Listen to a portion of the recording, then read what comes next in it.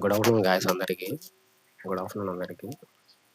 ఈరోజు వచ్చేసి సండే కదా, నేను కొంచెం స్పెషల్గా ఈరోజు రెడీ అయిపోయి బయటికి వెళ్ళాను. యాక్చువల్గా పక్కింటి వాళ్ళు పిలిచారనమాట భోజనానికి, ఏదో స్పెషల్ అనేసి ఈరోజు మరి ఏదో అంటారు కదా, పెళ్లి రోజు ఏదో అంటారు అనేసి పిలిచారనేసి భోజనానికి వెళ్ళామన్నమాట. గుంటూరు వాళ్ళు అనేది మామూలుగా ఉండదు అబ్బా, నిజంగా టేస్ట్ మాత్రం వండరు అసలు.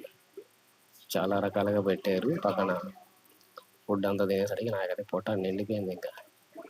కానీ ఏం చేస్తాం, మనకు అలవాట్లేదు కదా ఎక్కువ ఆయిల్ ఫుడ్ తిన్నాం. అంటే ఆయిల్ ఫుడ్ ఏం కాదులేండి, కలర్ రైస్, వైట్ రైస్, పెరుగు, గోంగూర పచ్చడి, తర్వాత చికెన్ ఫ్రై, స్వీట్ ఒకటి, చికెన్ కర్రీను ఇట్లా పెట్టారనమాట. వెజిటబుల్ సపరేట్గా, మామూలు సపరేట్గా పెట్టారు. ఈ పరిస్థితి తినేసి నేనైతే ఇంకా నా వల్ల కావట్లేదు, పొట్ట అంత నిండుగా కదా, ఏం చేయాలో దిక్కు తెలియడం లేట. ఇటు వాకింగ్ చేస్తాను, ఈ పరిస్థితి అనమాట. షార్ట్ వేసుకుంటే ఇలా ఉంటుంది అనమాట నా పరిస్థితి.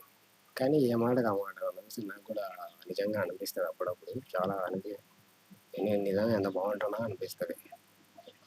సో అందరికి గుడ్ ఆఫ్టర్నూన్ అండి. బాగా ప్రశాంతంగా ఉండండి, ఎండలు ఎక్కువ ఉండే జాగ్రత్తగా ఉండండి. మేబీ